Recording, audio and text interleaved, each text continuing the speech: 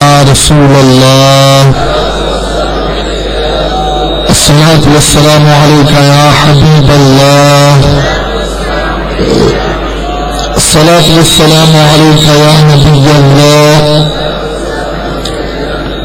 وعلی آلک وصحابک یا نور اللہ صلی اللہ تعالی علیہ وسلم۔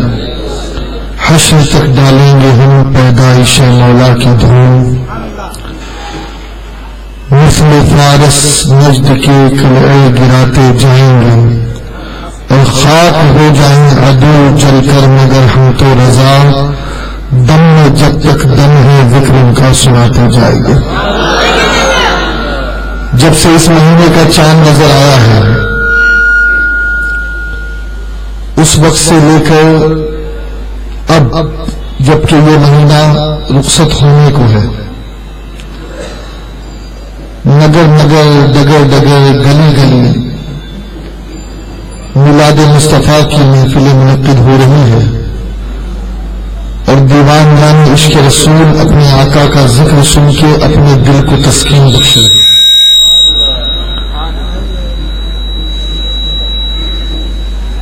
کیفیت یہ ہے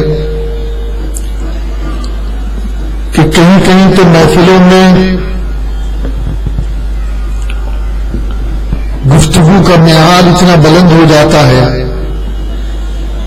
کہ ایک سادہ لوگ جو کبھی اسکول نہیں گیا، مدرسے نہیں گیا، اسے سمجھنے میں بڑی دشواری آتی ہے، لیکن اس کے باوجود بھی جو عشق رسول کی رمق ہے وہ یہی کہتا ہے کہ بس نبی کا نام آ جاتا ہے دل جھوم جاتا ہے، اور یہی اصل ہے۔ آپ جس سے محبت کرتے ہیں اس کا نام آتے ہی آپ کے اندر ایک وجدانی کیفیت پیدا ہونی چاہیے۔ یہ بہت سیٹی مار رہا ہے یار، اس کی سیٹی بند کر دو، اس کا منہ ادھر کر دو بھلے سے۔ اور بس ایک روایت چونکہ محفل کی مناسبت سے عرض کر کے میں اپنے عنوان کی طرف آ جاؤں۔ آج سے تقریباً 500 سال پہلے لکھی گئی یہ کتاب، ایسے اگر پورا حساب کروں میں تو 492 سال پہلے، سبل الہدی والرشاد فی سیرت خیر العباد، علامہ امام شمس الدین یوسف محمد بن یوسف صالحی شامی دمشقی رحمۃ اللہ علیہ، بڑے پائے کے بزرگ عاشق رسول گزرے۔ وہ اپنی کتاب میں لکھتے ہیں کہ ہمارے دور کے بعض بزرگوں نے حضور اکرم صلی اللہ علیہ وسلم کی زیارت خواب میں کی اور آقا سے میلاد کے حوالے سے سوال کیا کہ حضور کچھ ہیں جو خوب خوشیاں مناتے ہیں، چراغاں کرتے ہیں، خوشیاں مناتے ہیں، لنگر کرتے ہیں، غریبوں میں تقسیم کرتے ہیں اپنی حیثیت کے مطابق خیرات،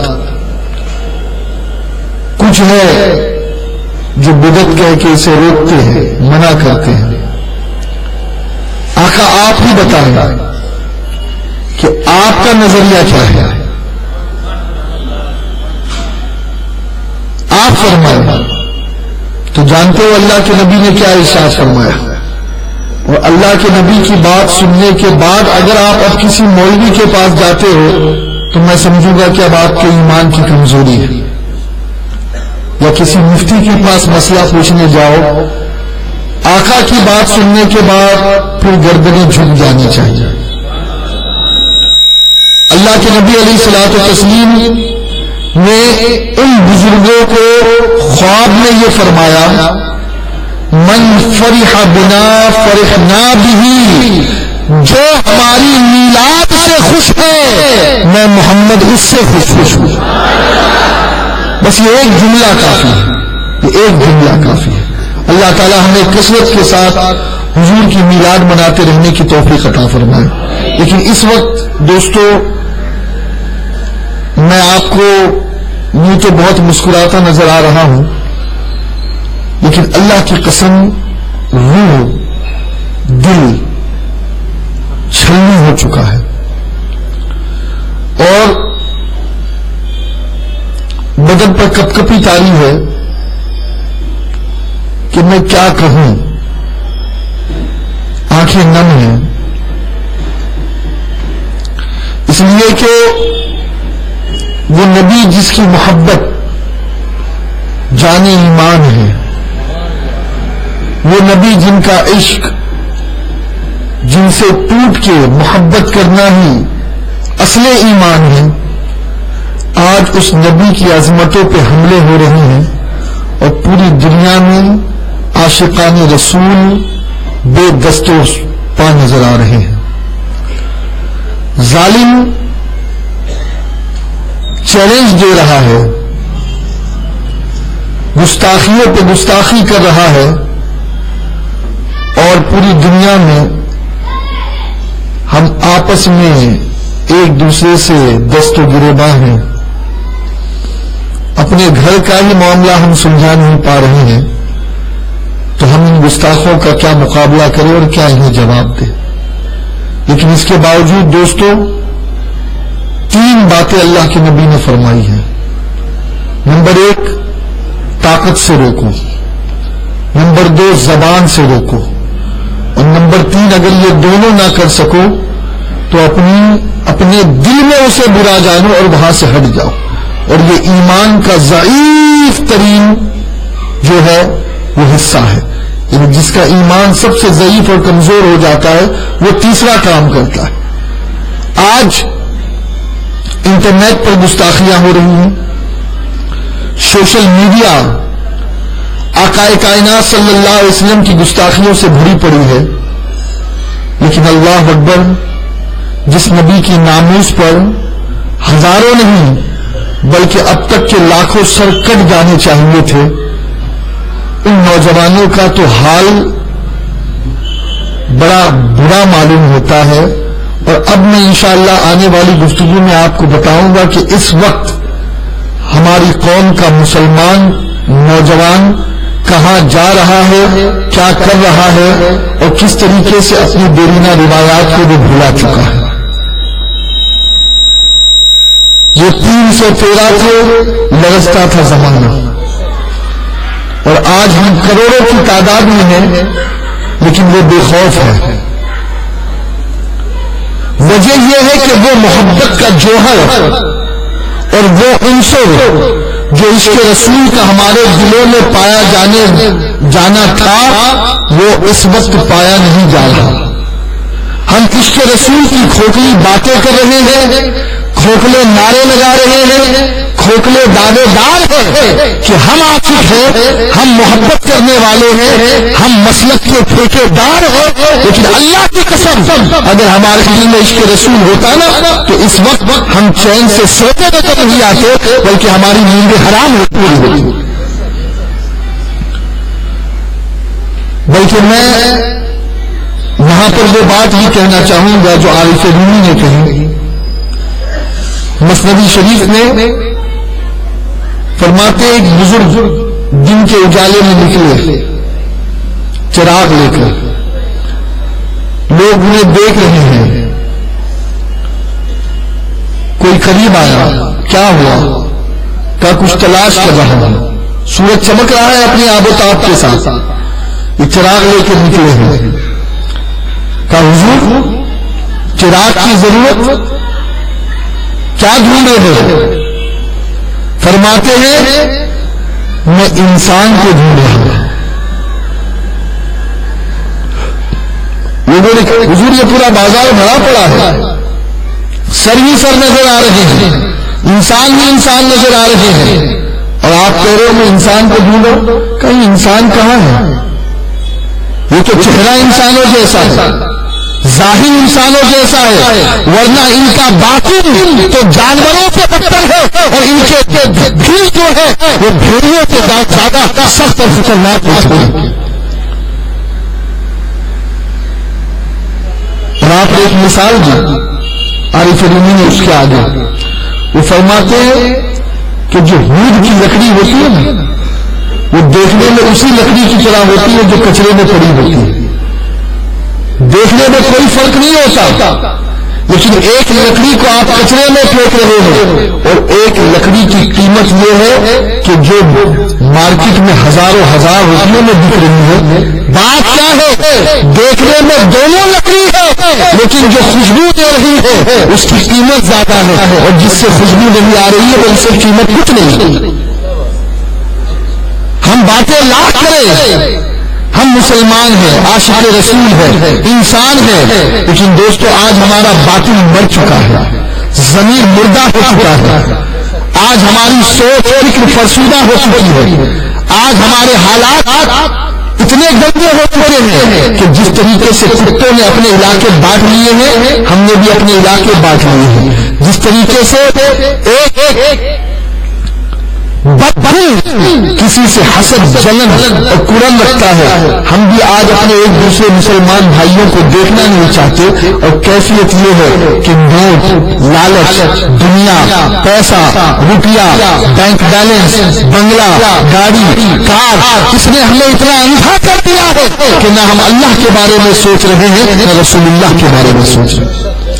یار یہ بہت گندا بات ہے، اس کو بند کر دو، ہاں اس کو بند کر دو، یا تو گھما دو، آواز بڑھا دو، اس کو اس طرف گھما کے آواز بڑھا دو، ورنہ پھر کیا ہے کہ جتنا زور سے بولو اتنا یہ آواز کم کرتا ہے۔ اس وقت ہمیں ووٹ کے ناخن لینے کی ضرورت ہے، اور اس وقت ہمیں خواب غفلت سے بیدار ہونے کی ضرورت ہے، بلکہ اگر آج فقیہ ملت کی ایک بات کہیں مجھے امید ہے کہ ہمارے علماء بھی اتفاق کریں گے، اور اگر یہ فقیہ ملت سے اتفاق نہ کرے تو پھر میں ان سے بھی اتفاق نہیں کر سکوں گا۔ فقیہ ملت نے فرمایا کہ اس وقت وہ دور ہے کہ اب جتنا زیادہ ہو سکے لوگوں کے دلوں میں خوف خدا پیدا کیا جائے، اللہ سے ڈرایا جائے، اور اس وقت شفاعت رسول کے عنوان کے جو موضوعات پر جو تقاریر ہوتی ہے اسے کم کیا جائے، اس لیے کہ آج ایک آدمی نہ فجر کے لیے اٹھ رہا ہے، نہ ظہر کے لیے اٹھ رہا ہے، نہ عصر کے لیے اٹھ رہا ہے، اور مقرری صاحب آ کے کہتے تو تو جنت کا ٹھیکیدار ہے۔ یہ بڑا فرق آ چکا ہے قول و عمل میں، یہ چیز ہمیں بزرگوں میں نظر نہیں آتی تھی، وہ میانہ روی اختیار کرتے تھے۔ خود حضرت ابو بکر صدیق کے بارے میں پوچھا گیا، یہ ابو بکر صدیق کون ہے؟ اللہ اکبر، میرے آقا فرماتے ہیں جس ابو بکر کے بارے میں کہ پوری امت کا ایمان ترازو کے ایک پلے پر، اور صرف میرے ابو بکر کا ایمان ترازو کے ایک پلے پر ہو تو ابو بکر کا ایمان سارے لوگوں کے ایمان پر بھاری۔ آقا ابو بکر صدیق کے بارے میں یہ کہو، لیکن اس ابو بکر سے جب پوچھا جائے رضی اللہ عنہ تو کہتے ہیں کہ قیامت کے دن اللہ یہ کہے کہ میں نے سب کو بخش دیا، بس ایک بندے کو میں جہنم میں داخل کروں گا۔ تو سیدنا ابو بکر صدیق کہتے میں اللہ سے اتنا ڈرتا ہوں، اتنا خوف ہے میرے دل میں کہ میں یہ کہوں گا، میں یہ سمجھوں گا کہ وہ ایک بندہ میں ہی نہیں جسے اللہ جہنم میں دے دے۔ یہ ابو بکر کی بات بتا رہا ہوں بھائی، ماں و شما تو کیا ہے، اور وہی جب رحمت کی بات آ جائے، جب کرم کی بات آ جائے تو پھر ابو بکر صدیق کہتے ہیں اللہ اکبر اللہ اکبر، فرماتے اگر اللہ سارے بندوں کو جہنم میں ڈالا اور کہ ایک بندے کو جنت میں داخل کروں گا تو اس رب سے رحمت بھی اتنی مضبوط، اس کی رحمت سے امید وابستہ ہے کہ میں سمجھوں گا وہ ایک بھی نہیں۔ اور ایمان نام کس کا ہے؟ ایمان بین الخوف والرجاء، ایمان نام ہے دین و رجا کے بیچ کی منزل کا، کہ ایک طرف اللہ کا ڈر ہو اور دوسری طرف اس کی رحمت سے امید، اسی کے بیچ کی کیفیت کا نام ایمان۔ آج یہ دونوں ضروری ہے۔ آج ہم اپنے آپ کو عاشق کہہ رہے ہیں، لیکن آج کسی نے حضور کا گستاخانہ خاکہ بنا دیا، کوئی فکر ہے ہی نہیں، ایسا لگ رہا ہے کچھ ہوا ہی نہیں۔ وہی اگر کل آپ اس کالونی میں آتے اور دروازے پر کوئی آپ کے باپ کا نام لکھ دیتا اور آپ کے باپ کے نام کے نیچے کسی کارٹون کی تصویر چسپا کر دیتا، قسم خدا کی ہنگامہ مچا دیتے، ایف آئی آر لکھا دیتے، پولیس بلوا لیتے، پوری کالونی کو سر پہ اٹھا لیتے۔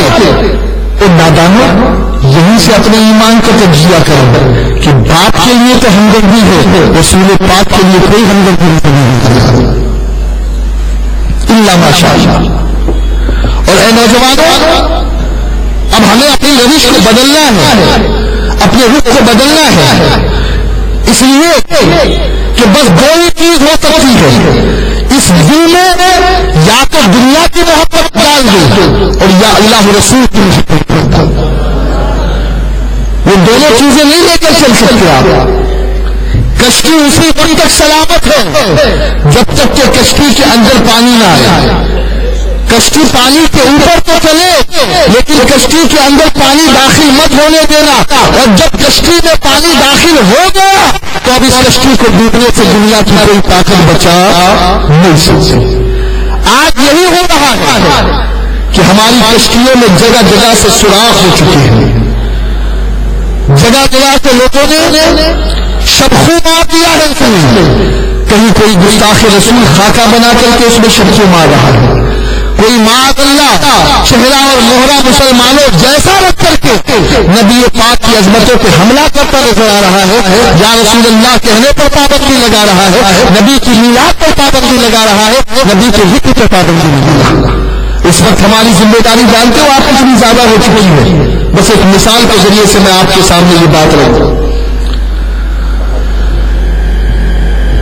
دین اکبری، اس لیے کہ دین الہی کہوں گا تب بھی کچھ لوگ جو بیچارے جانتے ہی نہیں وہ تاریخ سے نابلد ہے، وہ تذبذب میں پڑ جائے گا کہ یار دین الہی میں کیا غلطی ہے۔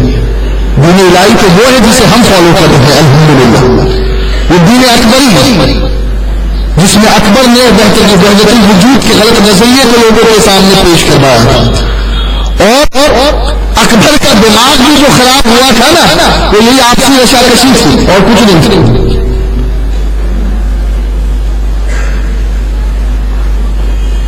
اس وقت مجدد الفسان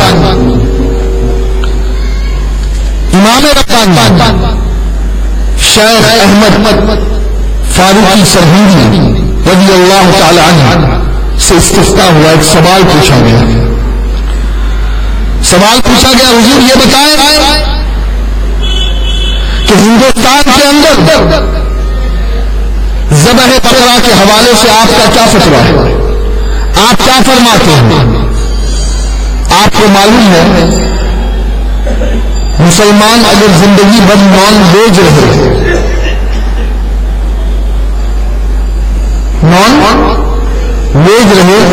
اس کے ایمان کو کوئی حرف نہیں آتا۔ وہ علماء بیٹھے ہیں، ان سے پوچھیے آپ۔ ایک آدمی ہے، ڈاکٹر نے منع کر دیا کہ بھائی تمہارے لیے پھل فروٹ ہی بہتر ہے، سبزی ہی بہتر ہے، اگر تم اسے چھوڑتے ہو اور اگر نان ویج کی طرف تم بڑھتے ہو تو یہ نان ویج جو ہے وہ تمہارے لیے خطرہ ہے، وہ تمہاری ڈائبٹیز بڑھا دے گا، تمہارے جو ہے وہ ہارٹ کے مرض کو بڑھا دے گا، بلڈ پریشر کو بڑھا دے گا، وغیرہ وغیرہ وغیرہ۔ تو آپ اگر عالم دین سے آ کر کے سوال پوچھیں گے تو آپ سے کہے گا نہیں ڈاکٹر نے اگر کہا ہے تو آپ مت کھائیے، کوئی بات نہیں، آپ سبزی، پالک، بھنڈی اور ان سبزیوں کے اور ترکاریوں کے ساتھ اپنی زندگی گزار لو، لوکی کھا لے، آپ لوکی کھا کے زندگی گزار لو، یہ بھی حضور کی سنت ہے، کوئی اسے فرض یا واجب نہیں کہتا۔ لیکن سنیے، امام ربانی مجدد الفسانی کے سامنے یہی سوال ہوا، لیکن پس منظر کیا تھا؟ پس منظر وہی فتنہ دین اکبری تھی۔ تو جانتے ہو مجدد نے جواب کیا دیا؟ اللہ اکبر کبیرہ۔ مجدد جواب دیتے ہیں ذبح بقرہ در ہندوستان از اعظم شعار اسلام۔ مجدد کہتے ہیں سنو، ماحول کے حساب سے ہندوستان کے اندر اس وقت جو تم پوچھ رہے ہو کہ ذبح بقرہ کے حوالے سے آپ اپنا موقف بیان کریں تو یوں تو اگر کوئی زندگی بھر بیچ رہے شاکاہاری رہے اسے کوئی فرق نہیں پڑے گا، لیکن مجدد فرماتے ہیں الف ثانی کہتے میرے نزدیک اسلام کا سب سے بڑا شعار اس وقت یہی، اسلام کا سب سے بڑا شعار یہی ہے، اور یہ اعظم شعار فرمایا کہ یہ ایمان سے جڑی بات ہے۔ اب اگر کوئی اسے چھوڑتا ہے، ذبح بقرہ سے متنفر ہوتا ہے، تو یقیناً یہ دین اکبری کی زندگی میں ملوث ہوگا، ایمان سے ہاتھ ہوگا۔ تو اب میرے نزدیک یہ چیز صرف مستحب نہیں رہ گئی، مباح نہیں رہ گئی، جائز نہیں رہ گئی، بلکہ اب میرے نزدیک یہ واجب ہو گیا ہے، یہ فرض ہو گیا ہے۔ بس دوستو اسی قاعدے کلیہ کو سامنے رکھ کر کے میں آپ کے سامنے رکھوں، جب کہیں سے کوئی کارٹون بنا رہا ہے، جب کہیں کوئی ایسی فلم بنائی جا رہی ہے جس میں معاذ اللہ کے نبی علیہ الصلوۃ والتسلیم کا جو ہے وہ شبیہ لوگوں کے سامنے پیش کی جا رہی ہے، اللہ کے نبی کے کیریکٹر کو بڑے ہی مست کر کے لوگوں کے سامنے پیش کیا جا رہا ہے، اس وقت جب نائٹینجا کھیل کر معاذ اللہ بیوٹی کوئین کے سامنے جو اینکر ہے وہ یہ کہتا نظر آ رہا ہے معاذ اللہ تو اس وقت اگر محمد زندہ ہوتے تو اس سے نکاح ضرور کرتے، معاذ اللہ جب اس وقت ایک جانور کے بدن پر نبی پاک کا نام نکل کے توہین کی جا رہی ہے، اور ایسے وقت میں جب کوئی یا رسول اللہ کہنے کو شرک کہہ رہا ہے، جب کوئی استعانت رسول کو معاذ اللہ رب العالمین بدعت کہہ رہا ہے، جب کوئی نبی کے میلاد منانے کو بدعت کہہ رہا ہے اور کنہیا کے جنم دن سے اس کو جو ہے تشبیہ دے رہا ہے، تو یاد رکھو دوستو یہ وہ دور ہے، یہ وہ وقت ہے جب حضرت رسول پہ حملے ہو رہے ہیں، شان رسول پہ حملہ ہو رہا ہے، آقا کی عظمتوں پہ حملہ ہو رہا ہے، آقا کی ذات پہ حملہ ہو رہا ہے، آقا کے علم غیب پہ حملہ ہو رہا ہے، آقا کے مختار کل ہونے پہ حملہ ہو رہا ہے۔ تو اب آقا کا ذکر کرنا، آقا کا میلاد منانا، آقا کی یاد کرنا، آقا کا ذکر کرنا یہ مستحب اور مباح نہیں ہے، بلکہ ایسے موقع پر آقا کا میلاد منانا یہ واجب ہو چکا ہے، ضروری ہو چکا ہے۔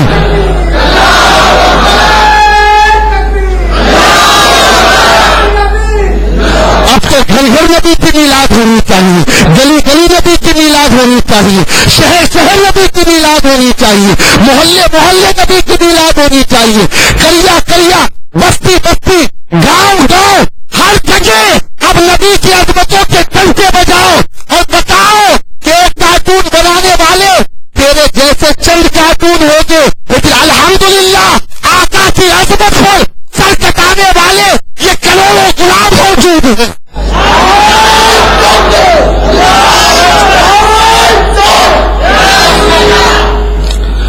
نوجوانوں ارے قیامت کے میدان میں اگر اس رسول نے ہم سے سوال کر لیا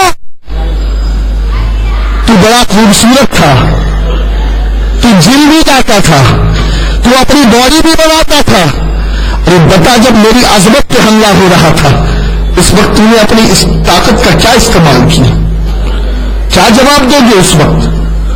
آج اپنے دشمن سے لڑنے کے لیے ہماری تجوریاں کھلی ہوئی ہیں، کورٹ کچہری کرنے کو تیار ہے، لاکھوں روپئے پولیس میں پھینکنے کے لیے تیار ہے، لیکن میں یہ پوچھتا ہوں بتاؤ جو رسول اللہ کا دشمن ہے، جو آقا کا دشمن ہے، اس کے بارے میں ہمارے نظریات کیا ہیں؟ ارے بلکہ میں آپ کو کیا بتاؤں، آپ تو اپنی جگہ ہے، آج تو جمعہ میں جیسے بیانات ہونے چاہیے جو منبر رسول سے جو اللہ کے نبی علیہ الصلوۃ والتسلیم کے گستاخوں کا دندان شکن جواب دینا چاہیے، آج وہاں بھی کمزوری نظر آ رہی، بلکہ کیفیت یہ کئی لوگوں کو پتہ ہی نہیں ہے کہ کچھ ایسا ہوا بھی ہے، کچھ ایسا ہوا بھی ہے۔ آپ کو بتاؤں میں ایمان کسے کہتے ہیں؟ حضرت عبد الرحمن جب ایمان نہیں لائے تھے، جب ایمان نہیں لائے تھے بدر کے میدان میں، اب ابو بکر صدیق رضی اللہ تعالیٰ عنہ سے ایمان لانے کے بعد کہنے لگے ہیں ابو بکر بدر کے میدان میں تم میری تلوار کے نیچے آ گئے تھے, چاہتا تو تمہیں قتل کر دیتا, لیکن یہ سوچ کے چھوڑ دیا کہ میرا باپ ہے. کیا سوچ کر چھوڑ دیا؟ اسی وقت ابو بکر صدیق نے جواب کیا دیا؟ سنو غور سے سنو. ابو بکر صدیق فرماتے ہیں تو نے مجھے یہ سوچ کے چھوڑ دیا, لیکن اللہ کی قسم اگر تو میری تلوار کی زد میں آ جاتا تو یہ نہ دیکھتا میرا بیٹا ہے, یہ دیکھتا کہ اللہ رسول کا دشمن ہے, تجھے قتل کر دیا.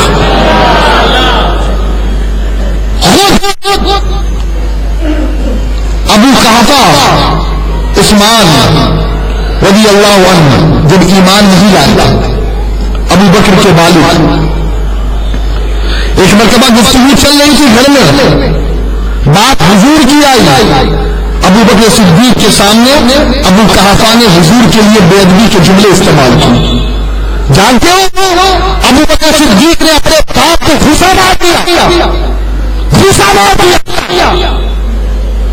خبر پہنچی حضور تک, اللہ کے نبی کی بارگاہ میں بات آئی.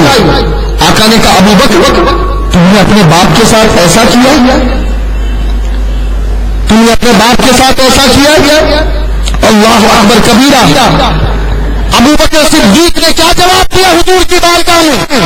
یا رسول اللہ صلی اللہ تبارک و تعالی علیہ وسلم, حضور ابو بکر سب کچھ گوارا کر سکتا ہے, لیکن ابو بکر کے ہوتے ہوئے کوئی ابو بکر کے نبی محمد کی گستاخی کرے ابو بکر کو گوارا آقا میں برداشت نہیں کر سکتا.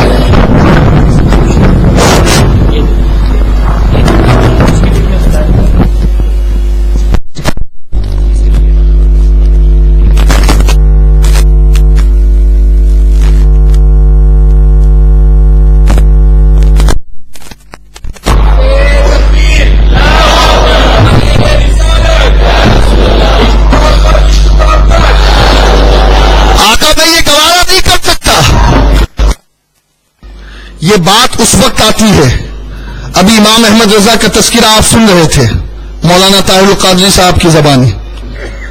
سنو اعلیٰ حضرت کی کیفیت کیا تھی معلوم ہے؟ جب کوئی اعلیٰ حضرت کے پاس بیٹھتا پہنچتا, آنکھیں نیچی ہے, آنکھوں سے آنسو بہ رہے ہیں, آنکھوں سے آنسو بہ رہے ہیں. کہتا امام کیا بات ہے, کیوں رو رہے ہو؟ کہا جب میرے کانوں میں یہ خبر آتی ہے کہ کسی نے حضور کی گستاخی کی ہے دل مضطرب ہو جاتا ہے, دل مضطرب ہو جاتا ہے. دوستو یہ کیفیت اسی کو نصیب ہوتی ہے جس کے دل میں محبت رسول موجود ہو, اور محبت رسول وہ والی نہیں جو زبانی جمع خرچ ہو, بلکہ محبت رسول وہ جو حقیقی محبت رسول. معلوم ہے آقا نے کیا فرمایا؟ آقا فرماتے ہیں لا یؤمن احدکم حتی اکون احب الیہ من والدہ وولدہ والناس اجمعین. حضرت عمر فاروق اعظم رضی اللہ تعالیٰ عنہ سے پوچھا گیا تو جانتے ہو حضرت عمر نے کیا کہا؟ میرے نزدیک پوری دنیا میں اگر کوئی سب سے عظیم ہے تو وہ محمد مصطفیٰ. سبحان اللہ سبحان اللہ. میں کسی کو بزرگ مانتا ہوں تو وہ, اور میرے دل میں اگر کسی ذات کے لیے سب سے زیادہ محبت ہے تو وہ محمد کی ذات. سبحان اللہ سبحان اللہ. یہ ایمان ہے, یہ ایمان ہے. اور آپ سے بھی میں یہی کہوں گا, سنو صرف جھنڈا اٹھا لینے سے ایمان کا حق ادا نہیں ہوتا, صرف نعرے لگا لینے سے ایمان کا حق ادا نہیں ہوتا. عشق رسول کا اظہار صرف انہی چیزوں میں نہیں ہے, بلکہ میں آپ کو آج ایک طریقہ بتاتا ہوں. سنو, آپ صاحب ایمان ہے یا نہیں, مفتی کے پاس مت پوچھو, میرے پاس مت پوچھو, اپنے باپ کے پاس جا کے مت پوچھو, اپنے آپ سے پوچھو. بے شک بے شک. اپنے دل سے پوچھو, اے دل تو بتا کہ تیرے اندر ماں کی محبت زیادہ ہے یا نبی کی. اے دل تو بتا تیرے اندر باپ کی محبت زیادہ ہے یا نبی کی. اے دل تو بتا تیرے اندر بیوی کی محبت زیادہ ہے یا نبی کی. اے دل تو بتا تیرے اندر کاروبار کی محبت زیادہ ہے، مال و دولت کی محبت زیادہ ہے یا نبی کی؟ اے دل تو بتا کہ اپنی جان کی محبت زیادہ ہے یا نبی کی؟ اگر دل یہ کہہ دے کہ ان سب سے زیادہ میں نبی کو چاہتا ہوں، مبارک ہو تم ایمان والے۔ سبحان اللہ، سبحان اللہ۔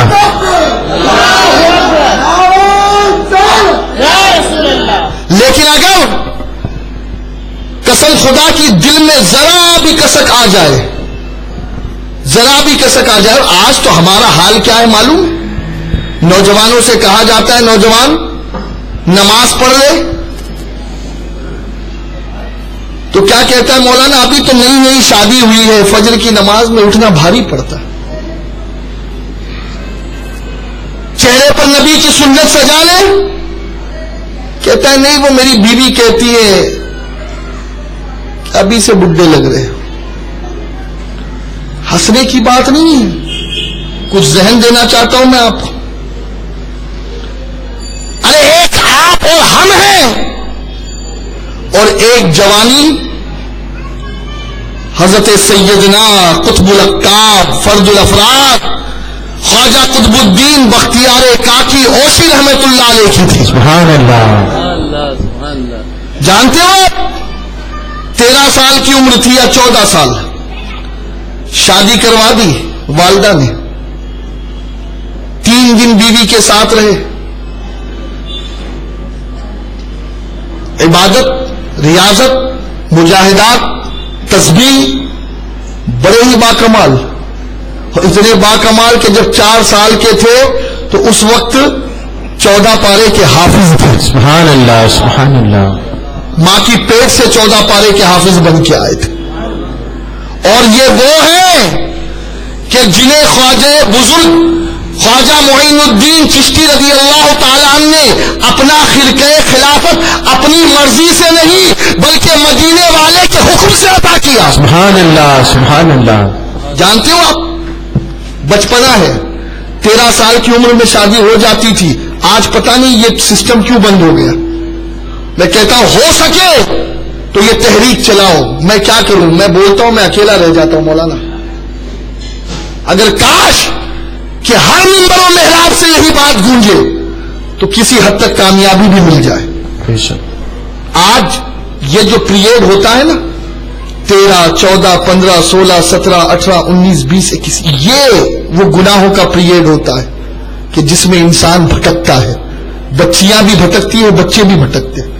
اور اگر اسی عمر میں ان کو ازدواجی زندگی سے منسلک کر دیا جائے، اللہ کی قسم نگاہیں بھی محفوظ ہو جائے گی، دل میں بھی اطمینان آ جائے گا۔ بے شک، بے شک۔ آقا نے جو کہا ہے نا ایمان آدھا ایمان محفوظ ہوتا ہے، النکاح نصف الایمان، آقا کی حدیث ہے۔ اب سنیے آپ، اور حضور کا حکم بھی ہے۔ ہاں آقا نے فرمایا 3 چیزوں میں تاخیر مت کرو، امانت کو پہنچا دو اس کی جگہ، نماز کا وقت آ جائے تو فوراً ادا کر لو، میت ہو جائے فوراً قبر میں پہنچا دو بھائی، تجہیز تکفین کر کے نماز پڑھا کر، اور گھر میں لڑکی بالغ ہو جائے فوراً نکاح کرا دو۔ سبحان اللہ۔ اگر بالغ لڑکی کو گھر میں رکھتے ہو اور پھر وہ اگر داغدار ہوگی نا، اے ماں باپ یہ جرم تیرے سر آئے گا۔ اور آج کل تو ماحول بہت گندا ہے۔ عمر کیا ہے، بلوغت کی عمر کیا ہے جانتے ہو؟ یہ 18 سال نہیں ہے۔ مسلم پرسنل لا الحمدللہ اس ہندوستان میں ہمارے لیے ہے، ہمارا اپنا حق، اپنا قانون، گنجائشیں ہیں حکومت ہند کے قوانین میں بھی ہمارے لیے، لیکن ہم اس کا فائدہ نہیں لیتے۔ سنو، 9 سال کی عمر سے لے کر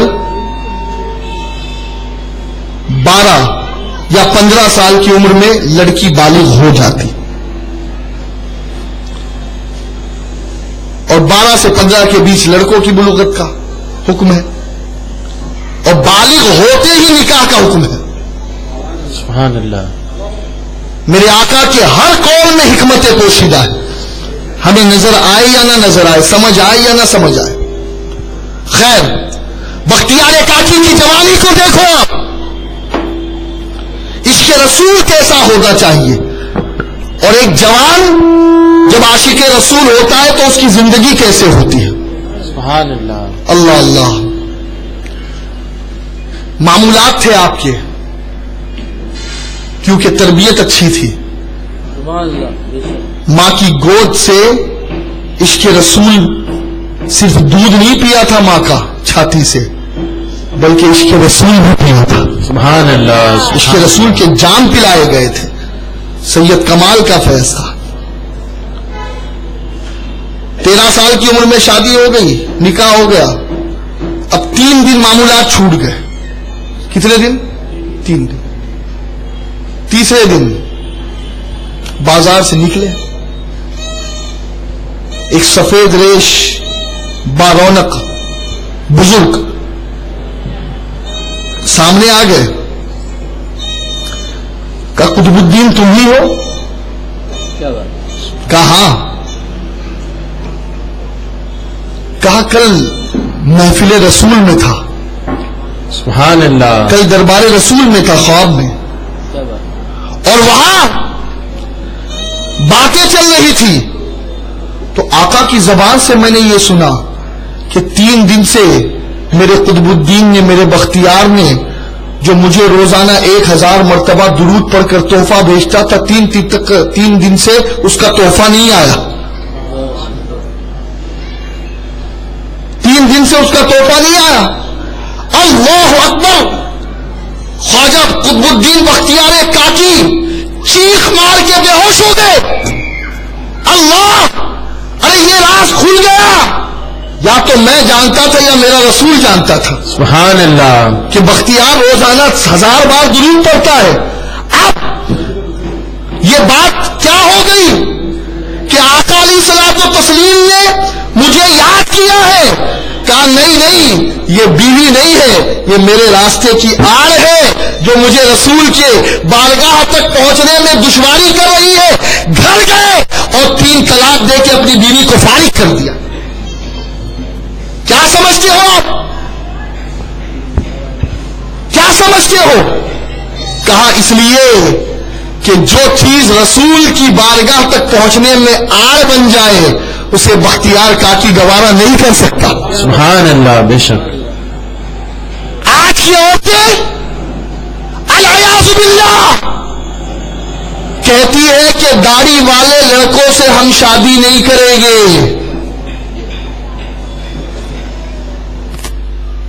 2 حکم ہے اس کے، میں سنا دوں. دونوں حکم سنا دیتا ہوں، اور دونوں حکم نیت پر ڈیپینڈ ہے. اگر وہ لڑکی جاہل ہے، دنیا دار ہے، علم نہیں ہے، صرف دنیا کی پڑھائی ہے، اور یہ سمجھتی ہے کہ میرا شوہر جو ہے وہ ہینڈسم لگنا چاہیے، اس لیے چہرے پر اس کی داڑھی نہ ہو، مجھے ایسا ہی شوہر چاہیے، تب تو وہ گناہگار ہوگی. لیکن اگر اس لڑکی کو معلوم ہے کہ داڑھی رکھنا مصطفیٰ کریم کی سنت ہے اور اس داڑھی کو نسبت رسول حاصل ہے، اور اس کے بعد اگر وہ یہ کہے گی تو وہ کافر ہو جائے گی، ایمان سے نکل جائے گی. اور میں تو کہتا ہوں ایسی لڑکی مر جائے وہ، لیکن اسے کوئی شوہر نہ ملے. داڑھی سے تکلیف ہوتی ہے تمہیں؟ اور اے نوجوانوں، تم سے بھی کہہ رہا ہوں، یہ حکم تمہارے لیے بھی ہے، یہ حکم تمہارے لیے بھی ہے. اگر نبی کی سنت کو ہلکا جان کر کے تم اگر اپنے چہرے سے داڑھی ہٹاتے ہو اور دل میں تحقیر سنت مقصود ہے تو ایمان چلا جائے گا.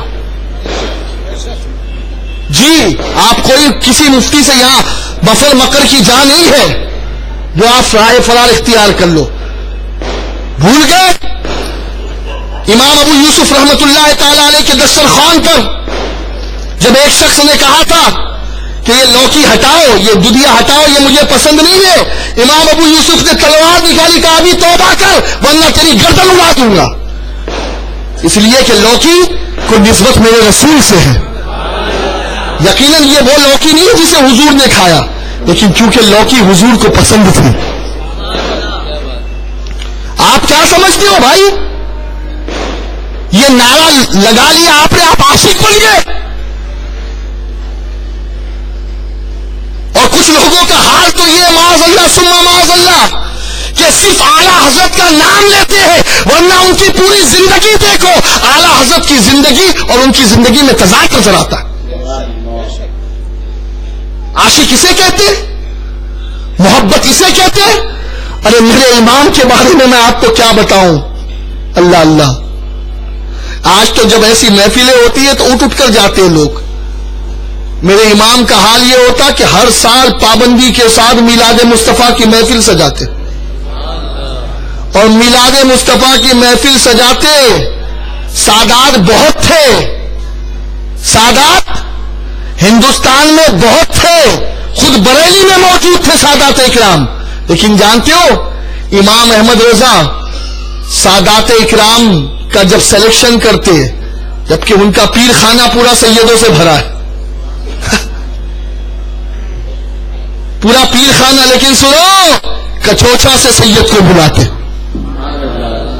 کچوچا کے سید کو بلاتے، سید احمد اشرف کی تقریر رکھتے ہر سال، معمول تھا امام احمد رضا کا، اور جب سید احمد اشرف تقریر کرنا شروع کرتے بیٹھ کر امام کھڑے ہو جاتے، 1 گھنٹے 2 گھنٹے 3 گھنٹے جتنی دیر وہ تقریر کرتے امام احمد رضا کھڑے ہو کر کے سنتے، آنکھوں سے آنسو بہ رہے ہیں، حضور کا ذکر سن رہے ہیں۔ لوگوں نے کہا حضور آپ کا معاملہ تو بڑا عجیب ہے، یوں تو آپ کسی واعظ کی محفلوں میں جاتے نہیں، اور جب کہا جاتا ہے تو کہتے یہ جو تقریر کرنے والے ہوتے ان میں اکثر ایسے ہوتے جو لفاظ ہوتے، غلط غلط روایات بیان کرتے، اس لیے میں نہیں جاتا۔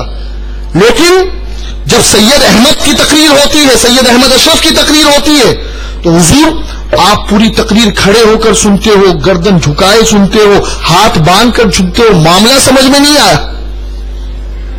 کیا فرمایا امام نے؟ امام احمد رضا کہتے ہیں کہ جب سید احمد اشرف بولتے ہیں تو مجھے ان کے نانا جان کی بارگاہ کی حضوری نصیب ہو جاتی ہے۔ اللہ اکبر، اللہ اکبر، اللہ اکبر، یا آل رسول بول رہا ہے اور وہاں احمد رضا دیدار رسول کر رہا ہے، لیکن آج تو آل رسول کو بھی کسی بھاؤ نہیں تولا جا رہا، الا ماشاءاللہ۔ ارے رسول کی عظمت کو سمجھنے کو تیار نہیں تو آل رسول کو خاک سمجھے گی، رسول کی عظمت کو سمجھنے کے لیے تیار نہیں ہے، سنت رسول کی عظمت کو خاک سمجھیں گے۔ یہ بختیار کاکی کا مسلک بتا دیا میں نے، اور پھر کبھی نکاح نہیں کیا، کبھی نکاح نہیں کیا۔ اللہ اکبر، بڑے مقام ہیں۔ چلیے اور تھوڑا آگے بڑھوں میں آپ کو۔ ایک عاشق ہم ہیں، ایک عاشق وہ تھے، یہ تبع تابعین کے زمانے کا واقعہ ہے۔ لقمہ نہ دے بھائی، ہے نا، یہ بھی محفل کے ادب کے خلاف ہے۔ تبع تابعین، ہارون رشید وغیرہ کا جو زمانہ تھا اسی زمانے کا واقعہ، اسے علامہ جلال الدین نے شرح الصدور میں نقل کیا ہے، ابن کثیر نے بھی اپنی تاریخ میں اسے نقل کیا ہے، اور بھی کئی کتابوں میں یہ واقعہ ملتا ہے۔ 3 مجاہد تھے، 3 نوجوان تھے۔ کیا پیشہ تھا، کیا مشغلہ تھا؟ آپ کی اور ہماری طرح روٹی توڑ نہیں تھے کہ بس سال میں 1 مرتبہ 12ویں کی میلاد منا لی، لنگر کھا لیا اور بس سو رہے ہیں، نہ نماز کا ٹھکانہ، نہ درود و پاک پڑھنے کا ٹھکانہ، نہ نبی کی سنت پہ عمل کرنے کا جذبہ، اور نہ ہی خوف خدا، نہ عشق رسول۔ گھر کی عورتوں کا حال دیکھو تو پتا چلتا ہے کہ پورا گھر جو ہے وہ عیسائی رنگ میں رنگا ہوا نظر آ رہا ہے، انگریزوں کے طریقے پر چل رہا ہے، ویسٹرن کلچر میں چل رہا ہے۔ ہماری طرح نہیں تھے، وہ جوان بڑے پاکیزہ تھے، نکاح نہیں ہوا تھا کسی کا۔ 3 بھائی تھے، دن میں روزہ رکھتے، نمازیں پڑھتے، رات میں قیام کرتے، رات بھر قیام کرتے اور دن بھر جہاد کرتے اللہ کی راہ میں، اللہ اور رسول کے دشمنوں کے خلاف۔ سرحد روم پر پکڑے گئے، ہرقل کی بارگاہ میں، بارگاہ کیا کہوں، اس کے سامنے لایا گیا۔ بارگاہ تو اونچے لوگوں کی ہوتی ہے، سامنے لایا گیا، بادشاہ روم نے کہا او مجاہدوں، صورت بڑی بھولی بھالی معلوم ہوتی ہے، کیوں در بدر پھٹکتے ہو؟ چہرے پر گرد و غبار ہے، سر کے بال بھی مٹی سے اٹے ہوئے ہیں، لباس پھٹے پرانے ہیں، پیبند لگے ہوئے ہیں، تلوار بھی زنگ آلودہ ہے، کیا ملا اسلام نے؟ کیا دیا تم کو؟ بھٹک رہے ہو؟ چھوڑ دو اسلام، عیسائی بن جاؤ، عیسائی بن جاؤ۔ مجاہدوں نے کہا سنو بھائی، بکا وہ کرتا ہے جو کہیں بکا نہ ہو، اور ہم تو کہیں بک چکے ہیں۔ اور سنو، یہاں جتنے ہیں نا سب بکاؤ ہے، کوئی ایسا نہیں ہے جو بکا ہوا نہیں ہے۔ الحمدللہ، ہاں میں تو ہوں بکا ہوا، آپ بھی بکے ہوئے ہو، لیکن بکنے میں فرق ہے، بکنے میں فرق ہے۔ کوئی تو بکا ہوا ہے دنیا دار کے آگے، کسی کا خریدار کوئی سعودی ہے، کسی کا خریدار کوئی اسرائیلی یا امریکی ہے، کوئی ڈالر اور ریال کے اوپر بکا ہے، اور کوئی مدینے کے تاجدار کے لیے بکا ہے۔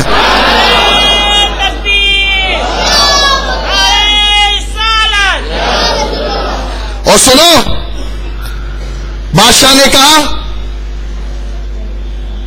کہ جو چاہیے ملے گا، خوبصورت لڑکیوں سے تمہارا نکاح کرا دیں گے، لباس مل جائے گا، کتنی تنخواہ چاہیے، منتھلی کتنا چاہیے بولو، تمہیں دے دیں، سپہ سالار بنا دیں گے۔ کہا بھائی بات یہی تو ہے، جب تک بکا نہ تھا تو کوئی پوچھتا نہ تھا، آقا تم نے خرید کے انمول کر دیا۔ تو بھی آج اگر میری اتنی بولی لگا رہا ہے تو اس لیے لگا رہا ہے کہ میں مدینے والے کے دربار میں بک چکا ہوں۔ کہا نہیں، یہ نہیں ہو سکتا۔ کہا اگر یہ نہیں ہو سکتا، بکنے کو تیار نہیں ہو تو پھر مرنے کے لیے تیار ہو جاؤ۔ تو جانتے ہو کیا کہا تھا؟ ہمیں تو زندگی کی آرزو رہی نہیں تب سے، سنا ہے کہ قبر میں سرکار آئیں گے۔ ارے روح نہ کیوں ہم مسترب، موت کے انتظار میں، سنتا ہوں مجھ کو دیکھنے آئیں گے وہ مزار میں۔ میرا امام کیا کہتا ہے؟ امام مچل کے کہتا ہے، جان دے دو وعدے دیدار پر، نقد اپنا دام ہو ہی جائے گا، ہو جائے گا، یہ کوئی ادھار کا سودا نہیں ہے، یہاں سر کٹا وہاں آقا کا چہرہ۔ جان دے دو، دے دو۔ اور سنو، مومن، اللہ کے نبی نے فرمایا تھا کہ تم اسی وقت تک غالب رہو گے جب تک کہ موت سے محبت کرو گے اور دنیا سے نفرت کرو گے، اور جب موت سے تمہیں نفرت ہو جائے اور دنیا سے محبت آ جائے تو تم مغلوب ہو جاؤ گے۔ آج وہی ہو رہا ہے، آج ہم مرنے کے لیے تیار نہیں ہے۔ جس کی دونوں ٹانگیں قبر میں لٹک چکی ہے، پوری 32 جھڑ چکی ہے، اس سے بھی پوچھو تو وہ بھی کہے گا یار 5-10 سال تو اور جی لینے تو۔ کوئی تیار نہیں ہے مرنے کے لیے، اور قسم خدا کی جب تک مسلمان مرنے کے لیے تیار تھا، دنیا کے کسی کتے کے اندر یہ ہمت نہیں تھی کہ وہ نبی کے بارے میں کچھ کہہ سکے یا کچھ لکھ سکے۔ جب سے ہم نامرد ہوئے، جب سے ہم بزدل ہوئے، جب سے دنیا کی محبت ہمارے دل میں آئی، اور جب سے موت سے نفرت ہم نے شروع کر دی، تو آج لوگوں کی زبانیں دراز ہو گئی۔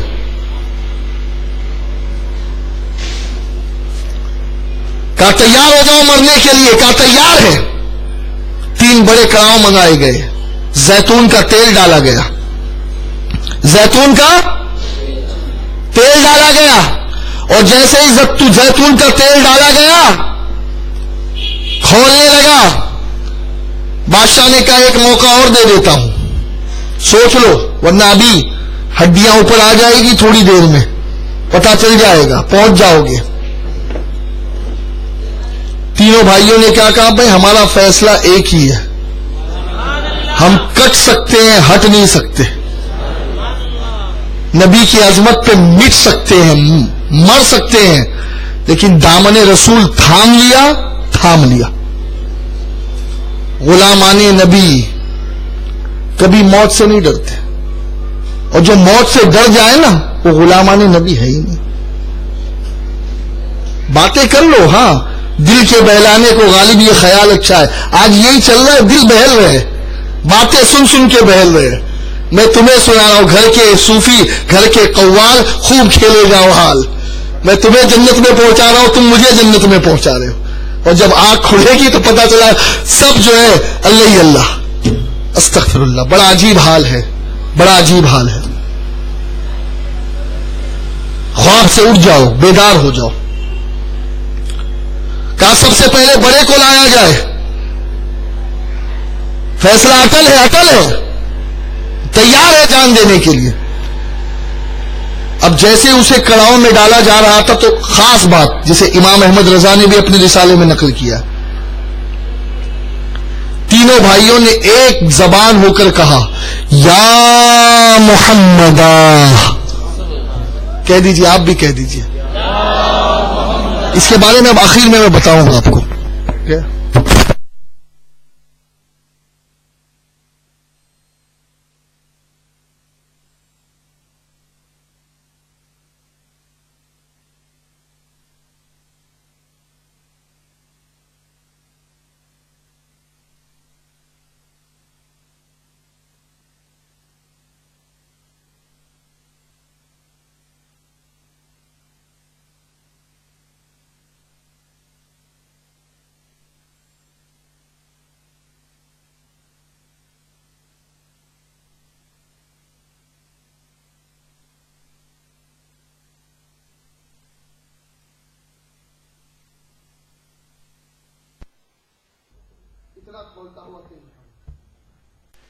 آپ بھی پکانا جانتے ہو نا کھانا. کبھی آج زیادہ ہو جائے تو گوشت بھی جو ہے وہ سالن بن جاتا ہے، بچتا نہیں ہے گوشت، ہڈیاں رہ جاتی ہے، اور کبھی ہڈیاں بھی کھوکھلی ہو جاتی ہے.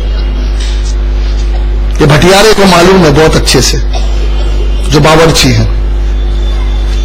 دوسرے بھائی کی طرف پڑے، کہا بتاؤ تم کیا کہتے ہو. بڑے بھائی کا انجام دیکھ لیا، کہا جہاں بڑا بھائی گیا وہیں میں بھی جاؤں گا. ہم نے طے کر لیا ہے بھائی، نہیں بدل سکتے.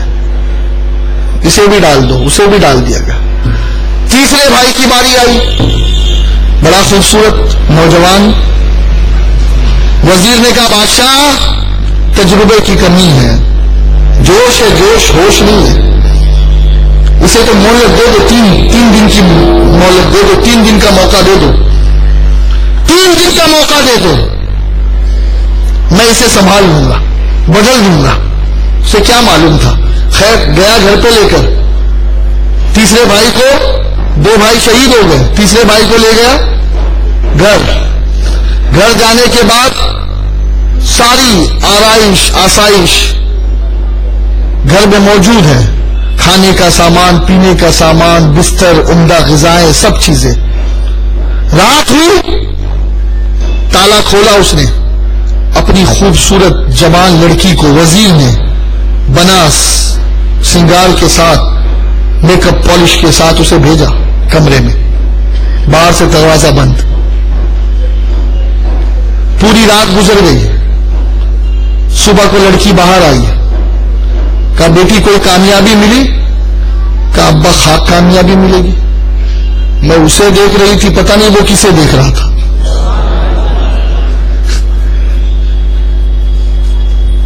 وہ کسے دیکھ رہا تھا. پوری رات ایسے ہی گزر گئی. کہا چلو کوئی بات نہیں. دوسری رات گئی. اے نوجوانوں، ذرا تھوڑی دیر کے لیے اپنے آپ کو وہاں رکھ کر سوچو، اگر ہم ہوتے تو ہمارا ایمان ہمیں کیا کراتا. تھوڑی دیر کے لیے ہم تو چانس کی تلاش میں ہوتے. استغفر اللہ، اللہ بچائے. اور اس موبائل نے، اسمارٹ فون نے جو گندگی پھیلائی ہے، اللہ کی قسم اس سے پہلے کبھی معاشرے میں اتنی گندگی نہیں تھی.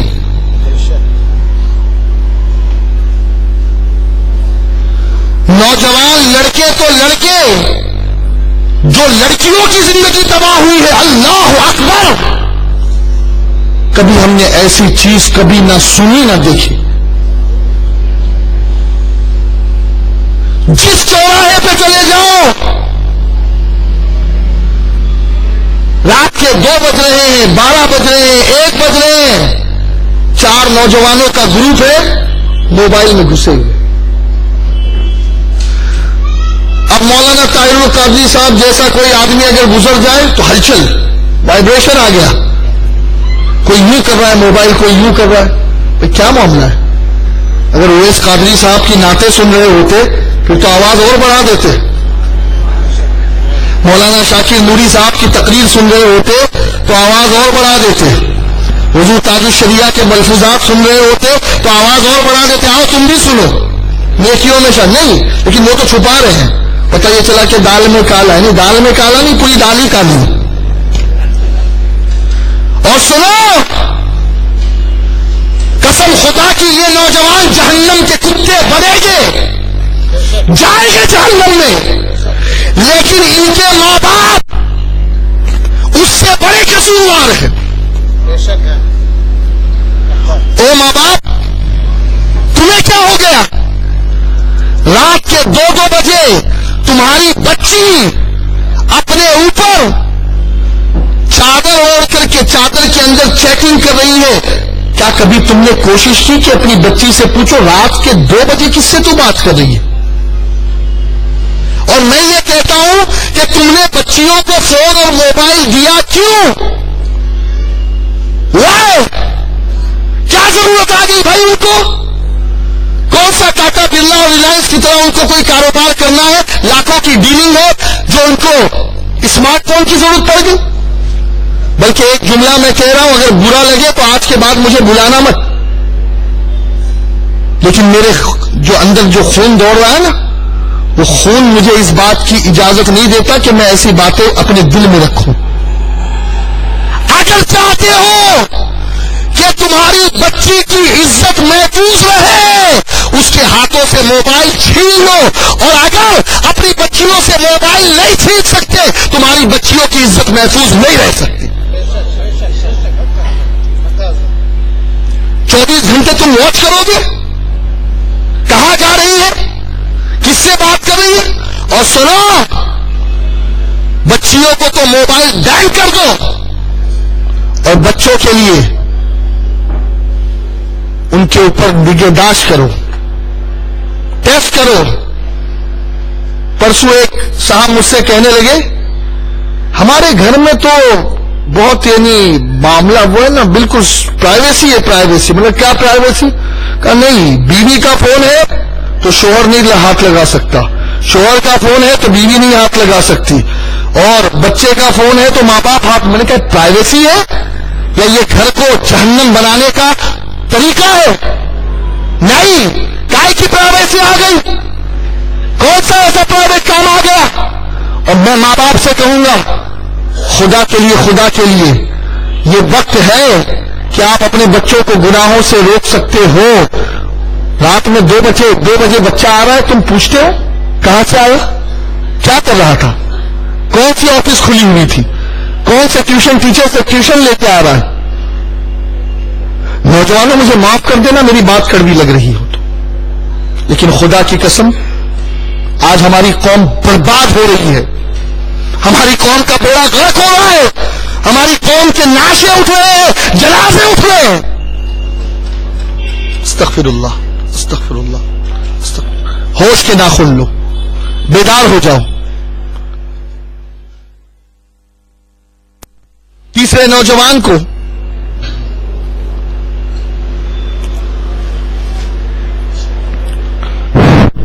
تیسرے نوجوان کو 3 دن ہو گئے، 4 دن ہو گئے، 5 دن ہو گئے، کوئی بس ہی نہیں چل رہا اس لڑکی کا، جبکہ کوئی بدصورت نہیں تھی، بڑی خوبصورت تھی. بادشاہ وزیر سے کہہ رہا ہے، وزیر کیا ہوا، تمہارے 3 دن کہاں گئے؟ بادشاہ نے کہا نہیں، وزیر نے کہا اور تھوڑے سے دن دے دو. کہا ٹھیک ہے. اب سنیے آپ، ہوتے ہوتے 40 دن آ گئے. 40واں دن باپ اپنی بیٹی کو ڈانٹ رہا ہے، کیا کر رہی ہے تو؟ کب ابا جان کیا کروں، ابا کیا بتاؤں میں، کبھی تو سجدے میں ہے، پوری رات سجدے میں گزر رہی ہے. ایک جوانی ان کی بھی تھی، ایک ہماری بھی ہے. کتنا فرق ہے، کتنا فرق ہے، کتنا فرق ہے. ابا پوری رات سجدے میں گزار دیتا ہے. ایس پتہ نہیں کس مٹی کا بنا ہے. جوان تو بہت دیکھے ہیں لیکن اس جیسا نہیں دیکھا. اب سنو آپ، 40واں دن آ گیا. 40ویں دن اکیلے نہیں آئی، 2 گھوڑے کو سائڈ میں تیار رکھا، آئی اندر، آواز دی. جوان نے نظر ہی نہیں اٹھائی، سنی نہیں. کہا سن، آج تک کے جو آواز دیتی تھی نا وہ گناہ کی طرف بلانے کے لیے دیتی تھی، لیکن آج حق ظاہر ہو گیا. آج حق کو سمجھ چکی ہوں کہ وہ دین جو مجھے ایسی حرکت کرنے پہ مجبور کر رہا ہے وہ دین کبھی سچا نہیں ہو سکتا، اور جو دین تیرے اندر اتنی پاکیزگی بھر چکا ہے وہی دین سچا دین ہے. کلمہ پڑھا، مجھے بھی مسلمان بنا.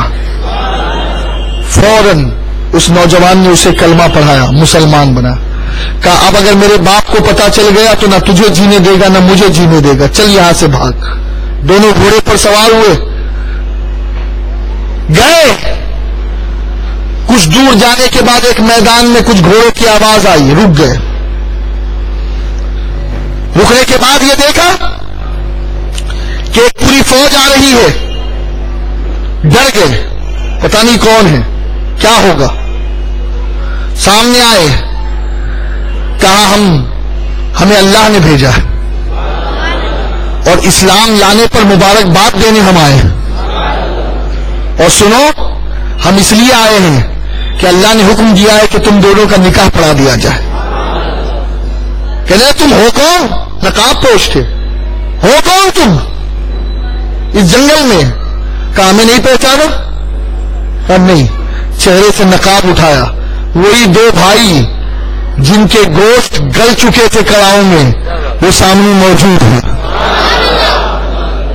اسے علامہ جلال الدین سیوطی نے لکھا ہے، او سیوطی کے ماننے والوں ذرا کان کے کیڑے جھاڑ لو اور سیوطی کے اس عقیدے پہ بھی آ جاؤ. اپنے مطلب کی بات لیتے ہو، امام بخاری کی بھی وہی بات قبول کرتے ہو جو تمہارے عقیدے کو میچ کرے، اور جو تمہارے عقیدے کو میچ نہ کرے تو بخاری بھی ہضم نہیں ہوتی تمہیں، امام بخاری بھی ہضم نہیں ہوتے. اور اب تو جو گورکھ دھندا شروع کیا ہے ان لوگوں نے، استغفر اللہ استغفر اللہ. امام بخاری نے الادب المفرد میں ایک جملہ حضرت ابن عباس کا، ابن عمر کا روایت کیا ہے کہ جب ان کا پیر سن ہو گیا تو یا محمدہ کہا تھا انہوں نے اور ان کا پیر ٹھیک ہو گیا. اب ظالم جو کتاب چھاپ رہے ہیں نا اس میں سے یا کے جملے کو حذف کر رہے ہیں. کیوں؟ تاکہ آنے والے 20 سال بعد لوگ اسی کو دلیل بنائے، کتاب میں تو نہیں تھا، سنیوں نے اپنی مرضی سے ڈال دیا. یہ بہت سازش چل رہی ہے اور اللہ کرے کہ ہم اس کا جواب دینے میں کامیاب ہو سکے. جو ان کے عقیدے کو نہیں بھاتی نا وہ بات اصل حدیث کی کتابوں سے اڑا رہے ہیں. بھائی ان سے بڑا ظالم کون ہوگا؟ ان سے بڑا جو ہے وہ خیانت کرنے والا کون ہوگا؟ بہت بڑے خائن ہوئی ہے، اللہ کا ڈر نہیں ہے ان کو. امام بخاری نے ایک حدیث لکھی ہے، ابھی چونکہ میرے پاس وقت میں اتنی گنجائش نہیں ہے ورنہ میں بتاتا، ان کی نقاب کشائی کرتا میں. شیخ عبدالعزیز نے ایک کتاب لکھی، شاہ عبدالعزیز محدث دہلوی نے. انہوں نے لکھا کہ ہمارے گھر میں بس 2 عیدیں منائی جاتی ہیں، 2 تہوار منائے جاتے، سیلیبریٹ ہوتے ہیں، 2 راتوں کا ہم اہتمام کرتے ہیں. ایک تو شب میلاد النبی اور دوسرا امام حسین کی شب عاشور. اب ان ظالموں نے جب اس کا ترجمہ کیا نا تو کیا لکھا معلوم ہے؟ میلاد کو ہٹا کے وفات النبی لکھ دیا، جبکہ ان کی اصل کتاب میں لفظ وفات ہی نہیں ہے. بڑے جھوٹے ہیں یہ، بڑے مکار ہیں یہ. بڑے عیار ہے یہ, ان کی عیاری سے بچو. امام بخاری نے الادب المفرد میں ایک نہیں کئی جگہوں پر ہاتھ اور پیر چومنا سنت سے ثابت کیا ہے. بلکہ امام بخاری ایک حدیث لائے ہیں اس میں الادب المفرد میں, یہ میرے پاس ذخیرے موجود ہیں, یہ پوری یہ میری کتابیں ہیں اصول حدیث پر. امام بخاری خود شافعی المسلک تھے اس کی دلیل پر, اور یہ ضعیف حدیث کی جو رٹے لگاتے ہیں یہ حدیث ضعیف ہم نہیں مانیں گے. سارے بڑے بڑے علماء نے یہ کہا ہے کہ ضعیف حدیث اعمال میں قابل قبول ہے, لیکن اپنے باپ کو بھی نہیں مانتے. یہ حاجی امداد اللہ مہاجر مکی کو نہیں مانتے, یہ ہم کو کیا مانیں گے؟ جو اپنے پیر کا نہیں ہوا وہ ہمارا کیا ہوگا؟ ان سے بڑا کوئی غدار نہیں ہے. خیر بات دور نکل گئی. حضرت علی کرم اللہ وجہہ الکریم نے حضرت عباس کے جو ان کے چچا لگتے ہیں ہاتھ بھی چومے اور پیر بھی چومے. امام بخاری نے اسے جگہ دی, بھائی علی شرک والا کام کر سکتے ہیں؟ ارے بولو بھائی, ان کے نزدیک تو چومنا شرک ہے, ظالموں کے نزدیک چومنا شرک ہے. خیر وقت بالکل اختتام پر ہے.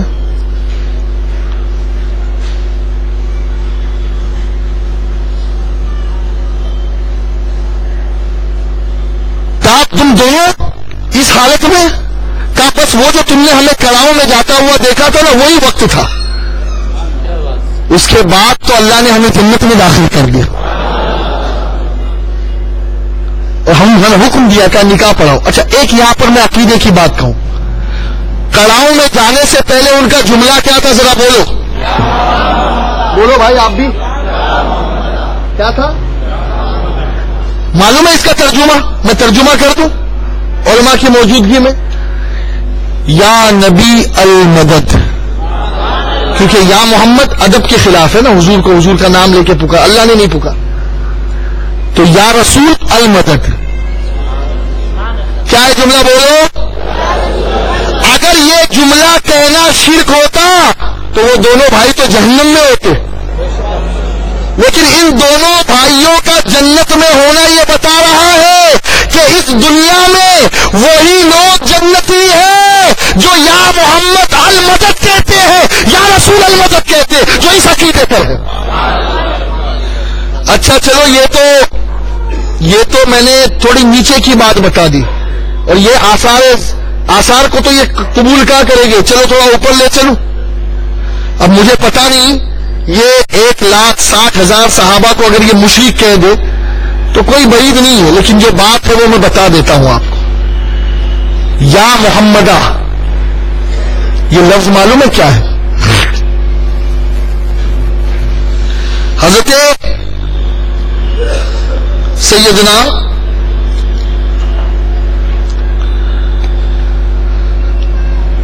ابو بکر صدیق رضی اللہ تعالیٰ عنہ نے ایک لشکر کو روانہ کیا.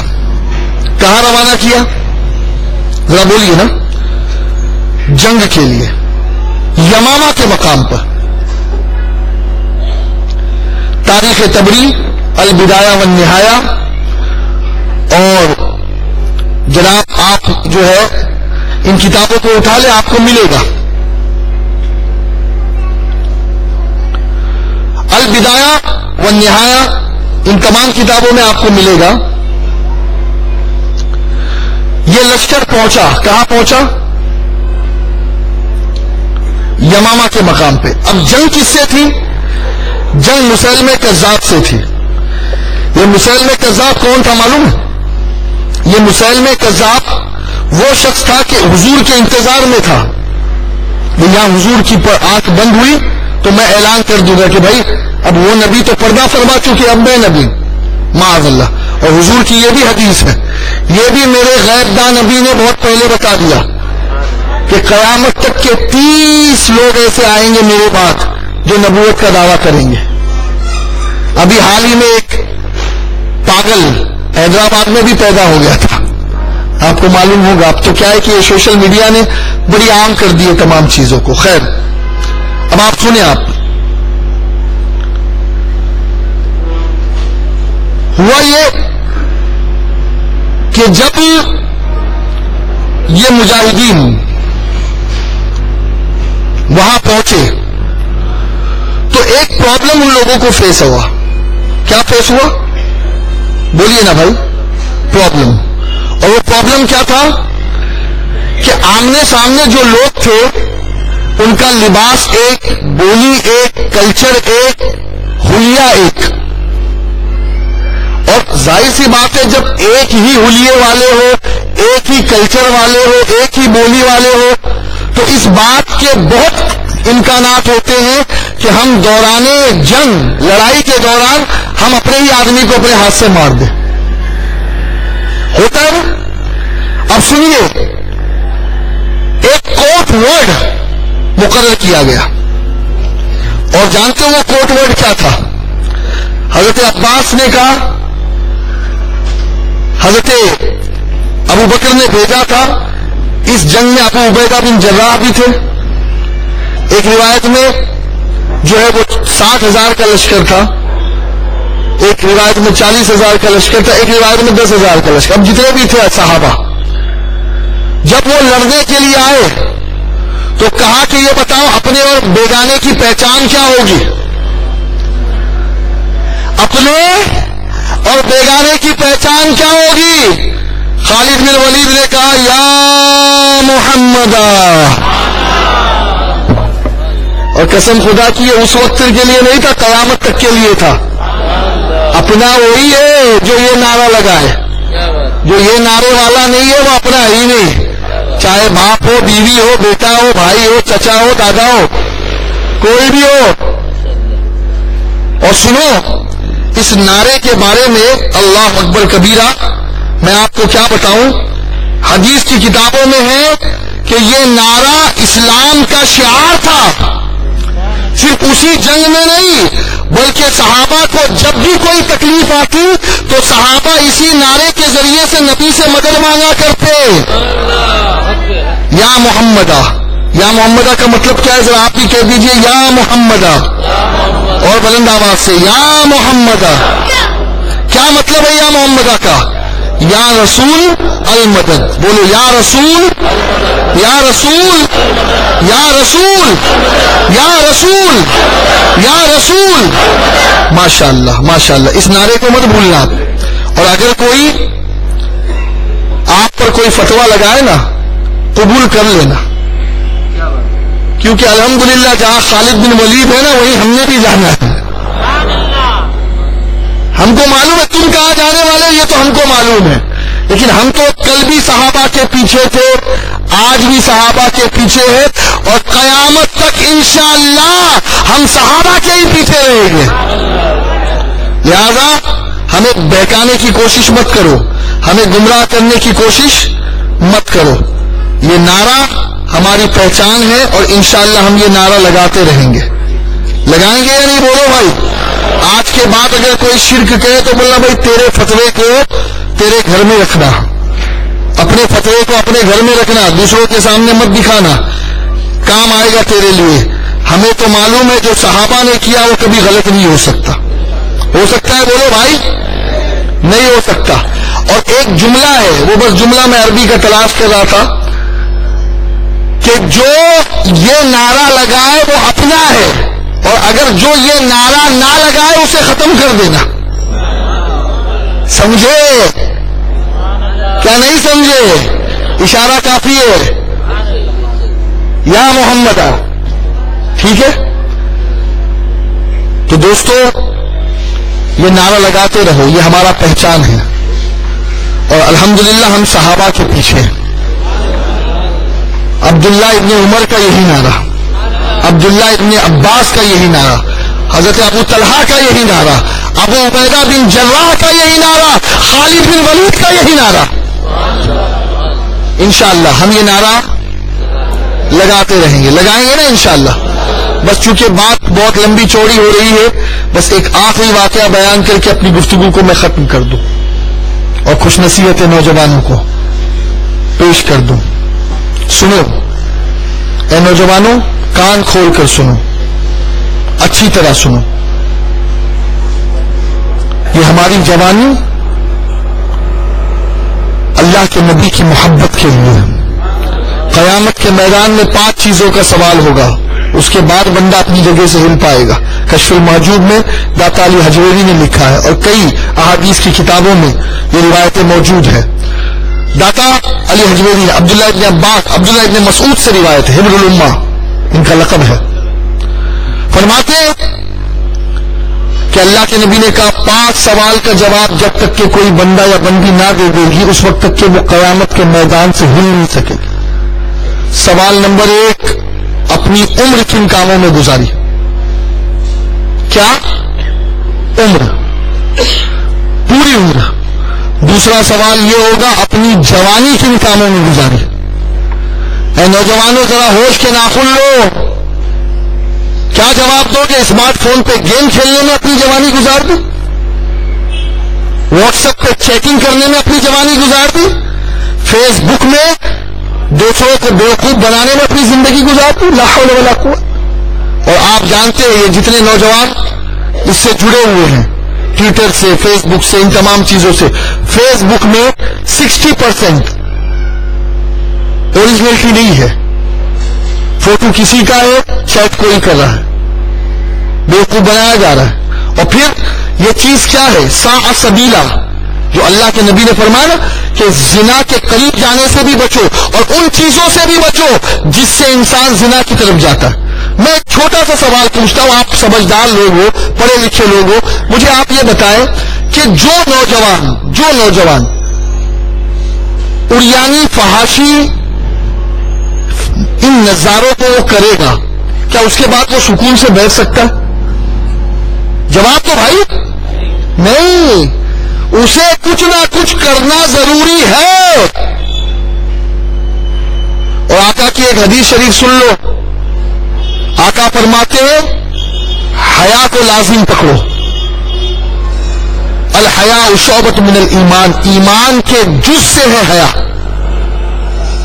اور حضور سرکار مدینہ فرماتے ہیں کہ اگر تمہارے اندر حیا نہیں ہے تو پھر جو چاہو کرو. یہ کب کہتا ہے کوئی؟ کب آپ کی بات چل رہی ہے, تکرار چل رہی ہے, جب تک کہ بات کہنے کی ہوتی آدمی کہتا ہے, اور جب بات کہنے کی نہیں ہوتی نا تو آدمی ادھر جاتے ہیں جو سمجھ میں آئے کر لے, ہاتھ اٹھا دیتا. آقا کا یہ جملہ بتا رہا ہے, آقا جو فرما رہے نا پھر تیرے جو جچے وہ کر. اگر تجھ میں حیا نہیں ہے, گویا آقا اپنی بیزاری کا ثبوت فراہم کر رہے ہیں اور یہ کہہ رہے ہیں کہ جو بے حیا ہے اس سے میرا کوئی لینا دینا نہیں, بے حیاؤں سے ہمیں کوئی مطلب نہیں. آج کیا ہے یہ اسمارٹ فون کے ذریعے سے بے حیائی پھیل چکی ہے. اور سنو, حضرت امام حاکم رحمۃ اللہ علیہ نے مستدرک میں اسے روایت کیا ہے. امام حاکم کہتے ہیں عورتوں کو پاک رہنے دو. کیا کہتے ہیں امام حاکم؟ بولیے, آپ بھی ذرا جملہ دہرائیے. عورتوں کو, تمہاری عورتیں بھی پاک رہے گی. اپنے ماں باپ کی عزت کرو, تمہاری اولاد بھی تمہاری عزت کرے گی. بڑی لمبی حدیث ہے, میں تو بس یہاں 2 پہ رک رہا ہوں. کیا بات سمجھ میں آئی؟ آج اگر تم کسی عورت کی طرف نظر اٹھا رہے ہو اور کسی کے دامن کو تم داغدار کر رہے ہو یا کسی بچی کی عزت سے کھیل رہے ہو, تمہارے گھر میں بھی پھر عزت محفوظ نہیں رہ سکے. یہ آقا کا فرمان ہے جو بدل نہیں سکتا. عورتوں کو پاک رہنے دو, تمہاری عورتیں پاک رہے گی. بس اس سے زیادہ میں اور کچھ نہیں کہہ سکتا. میں کہنے کے قابل بھی نہیں ہوں, میرے الفاظ میرا ساتھ نہیں دے رہے. میں کیا کہوں اس کے آگے, کیا کہوں میں؟ بند کرو, بند کرو یہ گناہوں کے کام. آؤ موبائل کو ایک سائڈ میں رکھو, تسبیح لو ہاتھوں میں اور 1000 مرتبہ روزانہ اپنے آقا پہ درود پڑھنا شروع کر دو. یہ جو کچھ دیکھ رہے ہو یہ جہنم میں لے جائے گا. لیکن قسم خدا کی اگر تم نے درود و سلام کی عادت بنا لی, میرے نبی کہتے ہیں کہ جو روزانہ 1000 بار مجھ پر درود پڑے گا مرے گا بعد میں, مرنے سے پہلے جنت میں اپنا ٹھکانہ دیکھ لے گا. نوجوانوں بدل دو اپنے آپ کو، چینج کر دو اپنے آپ کو. باتیں بہت ہیں لیکن وقت میں گنجائش نہیں ہے. اللہ تعالیٰ اپنے حبیب صاحب الاولاد صلی اللہ علیہ وسلم کے صدق و طفیل ہم سب کو عمل خیر کی توفیق عطا فرمائے. وما علینا الا البلاغ المبین.